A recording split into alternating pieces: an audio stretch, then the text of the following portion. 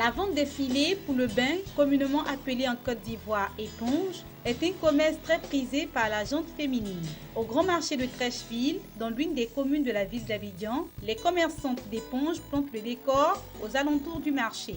Comme tout commerce, ces vendeuses disent connaître de plus en plus de périodes de vaches maigres. On ne peut pas augmenter quelque chose que... Si les gens n'ont pas augmenté, nous on ne peut pas augmenter.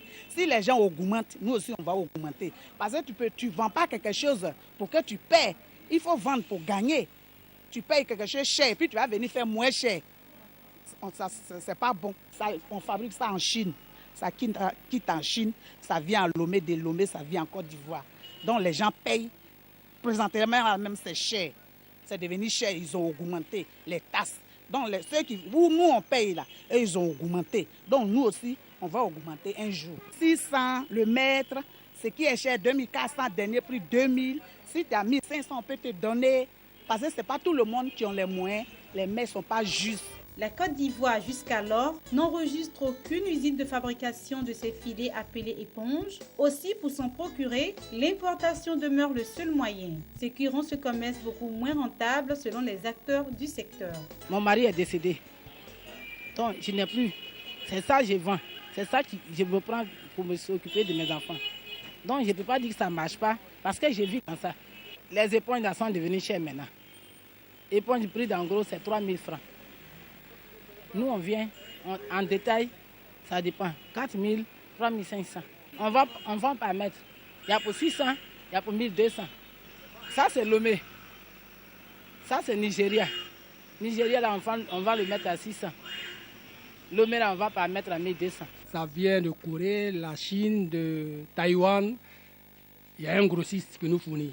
Lui, il est basé au Togo. C'est avec lui qu'on prend. Avec le dédouanement, il y a beaucoup de choses qui rentrent en ligne de compte, maintenant que c'est vraiment difficile. Ça met probablement 1 mois, 2 mois pour que ça arrive ici. Au Togo, du Togo en Côte d'Ivoire, ça fait, bon, on vient par la route, mais ça met énormément du temps. S'il y a possibilité de nous aider financièrement pour étendre la commercialisation, moi je pense que c'est bien. En dépit de toutes les entraves que connaît ce commerce, il arrive tant bien que mal à nourrir son homme. Dieu te fait grâce.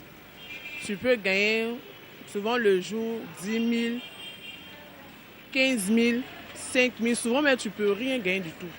Je peux prendre l'éponge à 2500.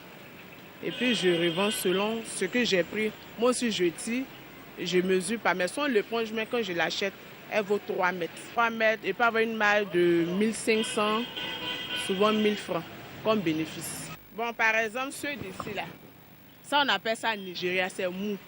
Ceux d'ici là, c'est dur, on appelle ça super. Le plus cher, c'est ce qu'on appelle super. Super, le mètre à 2200.